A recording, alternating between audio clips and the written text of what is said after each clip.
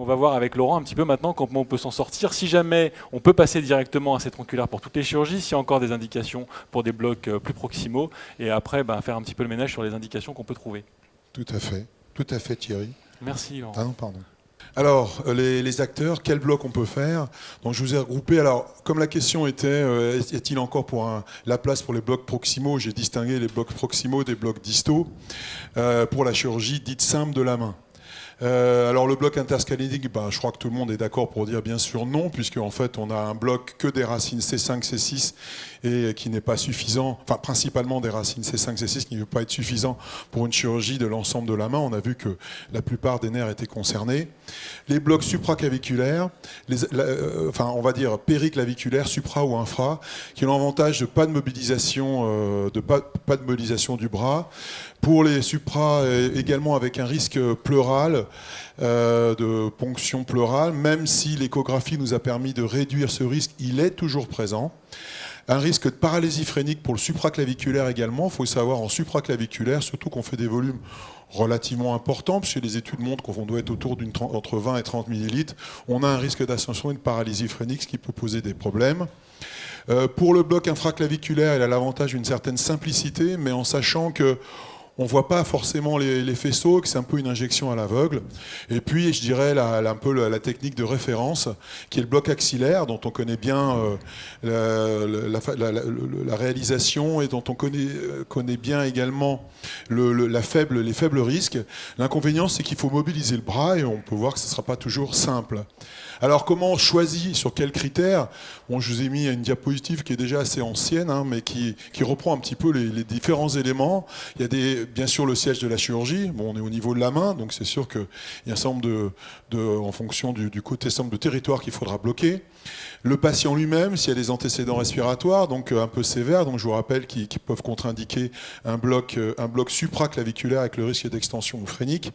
Difficulté de mobiliser le membre, ça c'est pas quelque chose d'anodin. Quand vous avez une fracture, pas forcément très complexe, mais une fracture du poignet, que c'est une petite dame un petit peu âgée, très douloureuse, ça peut ne pas être simple de lui mobiliser le bras pour réaliser un bloc axillaire. La morphologie du patient, en sachant que effectivement les ultrasons nous ont maintenant beaucoup aidé.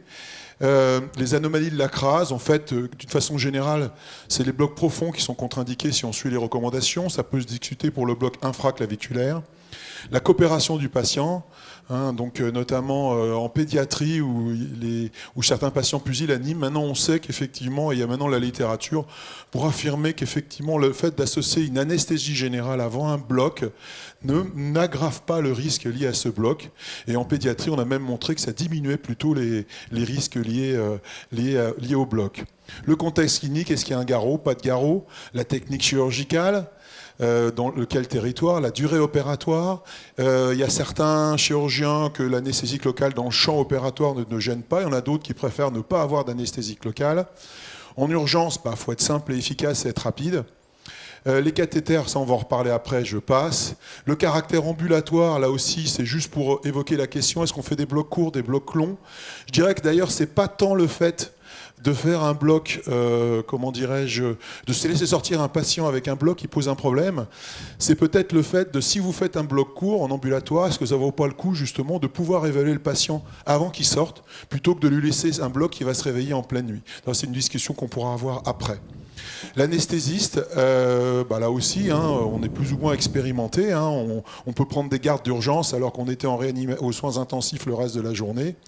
Bon, donc là aussi, choisir des blocs simples, faciles à réaliser. On sait que l'expérience intervient. Il y a 2 papiers déjà anciens de Michel Carles et de l'équipe italienne de Fanelli qui ont montré que la qualité, le taux de succès augmentait avec l'expérience.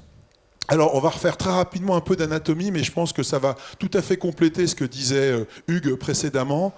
2 notions importantes au niveau de la main, c'est que on a une très mauvaise superposition entre l'innervation cutanée, l'innervation musculaire et l'innervation osseuse.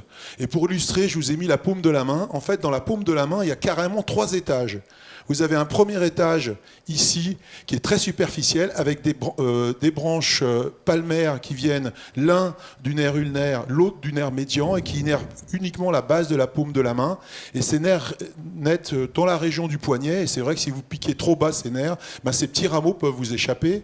Après, il y a le deuxième étage. Le deuxième étage, là, vous retrouvez le tronc principal du nerf médian et du nerf ulnaire qui vont assurer l'innervation et donner les collatéraux palmaires qui, pour la plupart des doigts, innervent les 2/3 des doigts. Et puis, il y a un troisième étage qui a été évoqué par Hugues, qui est important aussi, c'est le plus profond, où vous avez le nerf ulnaire qui suit une espèce de... la branche profonde, qui suit une espèce d'arcade, qui va innerver tous les muscles interosseux, une partie des lombricaux, et finir sa course dans la loge ténarienne.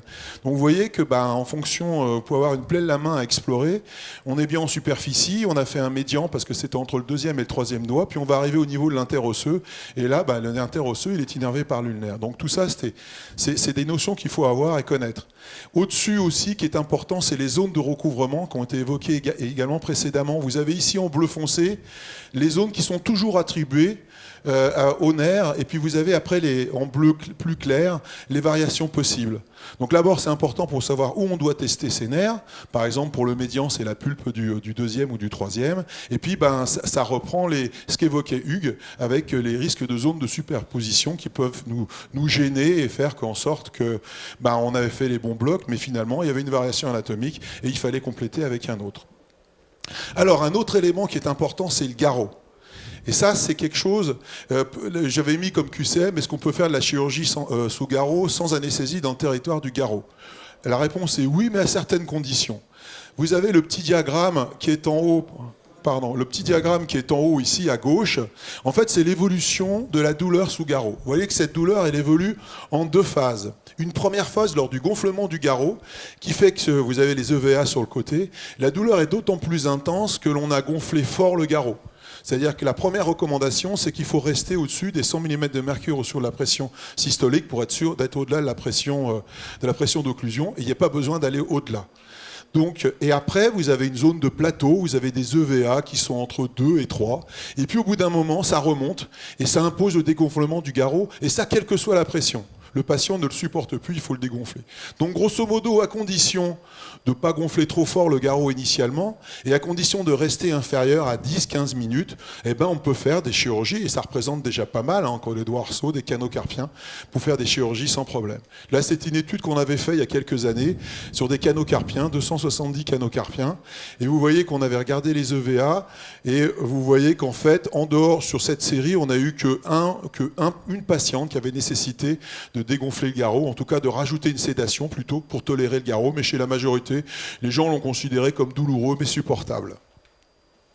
Alors, je vous ai mis pour terminer quelques exemples de cas cliniques, de haut en bas. Alors en haut, un canal carpien tel qu'il est réalisé chez nous par certains de nos chirurgiens, je vous ai mis la durée opératoire. Vous voyez, 4 minutes 30 entre l'incision et la fermeture. En dessous, un canal carpien avec c'est un chirurgien un peu plus jeune qui vient d'arriver chez nous, qui fait sous endoscopie. La durée, elle est de 20 minutes. Vous voyez, donc une durée un peu plus longue. Après, une maladie du Dupuytren, quelque chose de très classique. En dessous, un kyste synovial. Et puis tout en bas, une fracture chez une dame de 83 ans qui était très douloureuse et qu'il fallait donc opérer en urgence. Alors, voilà ce qu'on propose. Ça, c'est des propositions, c'est pour pouvoir discuter. Vous voyez que pour le canal carpien simple en 5 minutes, c'est soit on fait des blocs distaux à l'avant-bras et médian ulnaire, et puis il faut penser aux petits rameaux palmaires qui viennent des cutanées médiales de l'avant-bras et cutanées latérales de l'avant-bras. Donc c'est toute petite, c'est 1 cc sous la peau, juste de chaque côté de la cicatrice. Et nous, maintenant, on fait encore plus simple. On fait des infiltrations, simplement en T.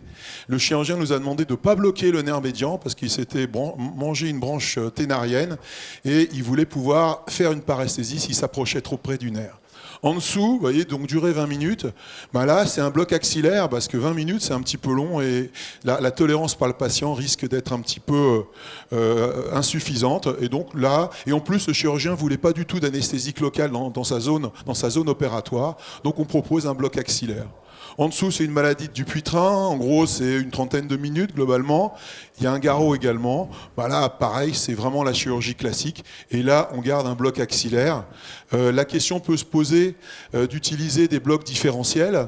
Donc, par exemple, que ce que proposait l'équipe de Saint-Antoine avec Nicolas Dufeu, de faire un bloc court en proximal, et puis en distal, de compléter avec un bloc de l'ulnaire et du médian. Quelques CC suffiront pour faire une analgésie, c'est-à-dire que le patient va récupérer sa motricité rapidement, mais va garder une analgésie pour une chirurgie considérée comme modérément douloureuse. Le bloc suivant est intéressant pour comprendre en fait ces problèmes de variation d'innervation cutanée et profond.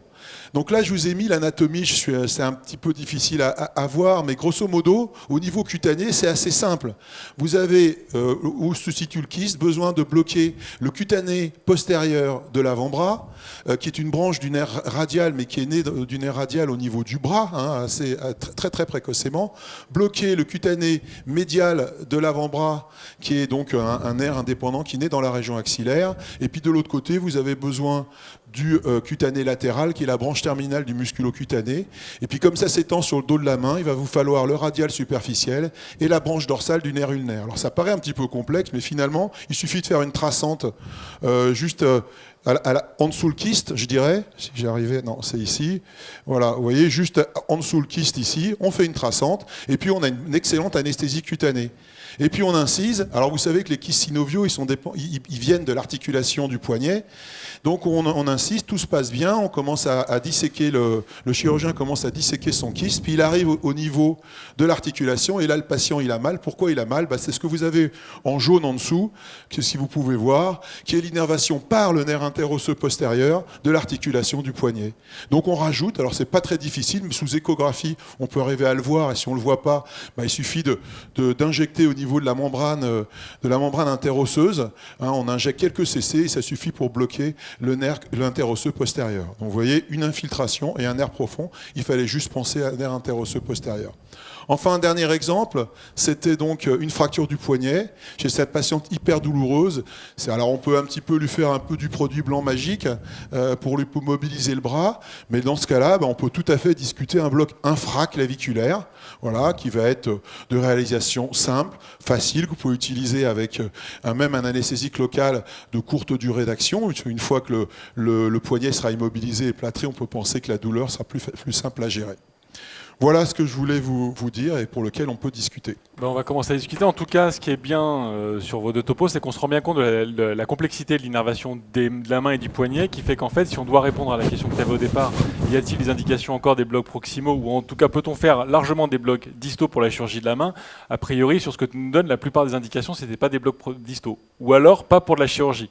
Et ça, c'est la question que je reposerai après à Xavier, parce que c'est plutôt pour l'analgésie. Je vous ai mis des blocs. Enfin, moi, avant de d'être sur Annecy, j'étais dans un centre de chirurgie de la main. T'étais viré parce que tu n'arrivais pas. Ouais, c'est pour ça que tu y es vu, c'est parce que tu faisais ça et ça marchait pas. D'accord. Et à peu près la moitié des interventions, on pouvait les faire. Donc, dans les interventions, je vous ai donné des exemples. Il y avait le kyste de la face dorsale. On peut citer le canal carpien qui peut être fait comme ça, sous réserve que le chirurgien soit suffisamment rapide. Enfin, une technique qui soit suffisamment rapide. Je ne veux absolument pas dire que c'est parce que c'est rapide, c'est mieux, loin s'en faut. Je pense qu'après, c'est à nous de nous adapter. Ça peut être les dorsaux. Les dorsaux, j'aurais pu mettre cet exemple. C'est intéressant parce que le chirurgien, avec des blocs distaux, peut demander au patient tout de suite de vérifier que le ressaut a disparu, et ça peut être effectivement intéressant. Donc ça peut représenter finalement en volume. Et puis après, la deuxième indication de ces blocs distaux, c'est ce que tu venais d'évoquer, c'est de faire des ça, on en verra ça avec blocs, après. Mais on n'en parle pas, on verra ça avec, tranquillement après avec Xavier. Après, tu as commencé aussi à introduire un élément qui était les infiltrations, mais ça aussi, on reverra ça après avec Warren, c'est que là aussi, tu dis qu'il y a des blocs qui sont faits, puis il y a aussi pas mal d'infiltrations associées. Donc en gros, les blocs proximaux resteront des blocs intéressants et les distos resteront que sur des petites indications. Donc, je crois qu'il faut, c'est bien avoir compris l'innervation. Je pense qu'on a avec oui, on a bien. Vous êtes bien revenu sur l'innervation, la complexité qu'on a et qui explique les échecs. Mais sur des interventions ciblées, on n'a pas parlé des blocs digitaux. Un bloc digital, c'est vraiment un bloc hyper simple à faire. Vous avez un tout petit kyste de la troisième phalange. C'est vachement facile. Ça va durer. L'intervention dure 5 minutes, 10 minutes, même avec un garrot, et ça marche très bien. En plus, là, vous pouvez utiliser des produits longue durée. Nous, il y a plein de périonyxis qu'on a fait, pas à condition qu'il n'y ait pas d'extension sur la gaine, bien sûr, et qu'on n'ait pas de panari, mais des périonyxis, ça marche super bien, surtout que ça pulse un peu après la chirurgie, et c'est bien, un bloc digital, c'est élégant, et ça marche vraiment très très bien, et c'est suffisant. Il n'y a pas besoin d'autre chose. En plus, vous avez 24 heures d'anesthésie. J'ai encore une petite question, puis après j'aurai deux questions des auditeurs. C'est quelle va être la différence entre avec un produit de courte durée d'action, un bloc que tu vas faire assez proximal et distal? Quel bénéfice tu vas en tirer? Bah, le patient récupère une mobilité. Oui, mais si Il tu as un bouge bloc son bras. proximal. Ah oui, mais un bloc court. Oui, court. Pour qu'il récupère Entre les deux rapidement. courts, quel bénéfice tu vas tirer? Entre un bloc à la Xylo ici ou un bloc ici? Non, si vous faites des blocs disto associés à un bloc court, Non, tu non, fais ça, un produit long. Je suis d'accord, mais entre faire un bloc proximal et un bloc distal, quel va être le bénéfice pour le patient? Alors, après, tout dépend de comment vous gérez les choses, mais c'est clair qu'avec ces blocs disto, le patient sort du bloc, il a les critères de Chung pour sortir. D'accord. Voilà. Donc ça peut être, c'est exactement la même discussion qu'on va avoir avec les blocs du pied, pour la chirurgie du pied, hein, avec des blocs proximaux. Ça, comment notre ami Alain l'explique très bien, quoi, hein, les patients sont, ils sortent du bloc, ils ont les critères de sortie. Mais élément important aussi, qui n'est pas que la chirurgie, aussi le garrot, mais ça t'en parlais avec voilà, la donc nécessité ça, d'avoir des chirurgies en gros, courtes. garrot, il ne faut pas le gonfler trop fort, et il faut que ça soit des chirurgies de moins de 10 minutes, et là vous êtes tranquille, et c'est pas mal, quand avec des chirurgiens qui expérimentés, ça représente déjà pas mal de choses, hein. J'ai une question sur le bras. Après, j'aurais une question aussi sur le tronculaire, mais on verra si j'ai le temps. J'ai une question d'un quelqu'un sur le bloc supraclaviculaire qui veut savoir si c'est indiqué pour la chirurgie de la main. Et t'en parlais, à mon avis, le supraclaviculaire, ça va au-dessus. Hein, c'est tout ce qui se fait là. Hein. Donc, parfaitement. Alors, à condition de bien réaliser correctement son bloc supraclaviculaire, en fait, sous échographie, ça c'est magique. Hein. Vous mettez votre sonde, vous mettez votre sonde dans la fosse supraclaviculaire et vous allez chercher l'angle où vous voyez l'artère et tout le plexus posés sur la première côte. Et là, quand vous avez cette incidence, forcément, vous avez tout votre plexus brachial à cet endroit-là.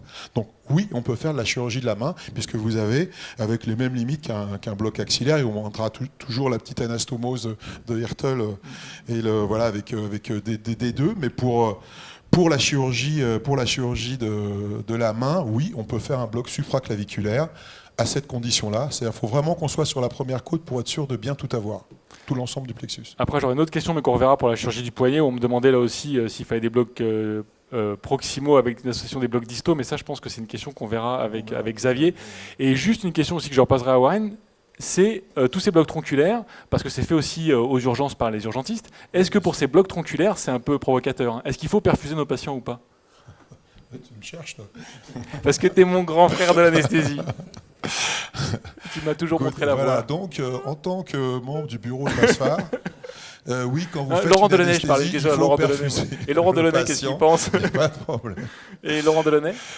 Oui, non, si, je les faisais parce qu'ils peuvent faire un malaise. Ça coûte rien de mettre Non, un non, carton mais bouchon. je suis d'accord avec toi. Mais parce qu'on aura Et la même question à Warren. Voilà, On aura la même chose avec Warren. Je fais, mais même...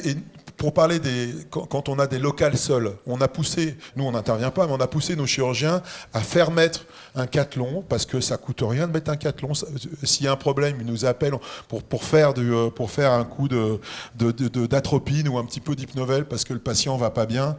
Ouais, c'est dommage de s'en priver, quoi. Ça coûte pas très cher, c'est même pour le patient et voilà. Moi je pense qu'il faut le mettre, quoi. C'est pas... Mais écoute, merci Laurent.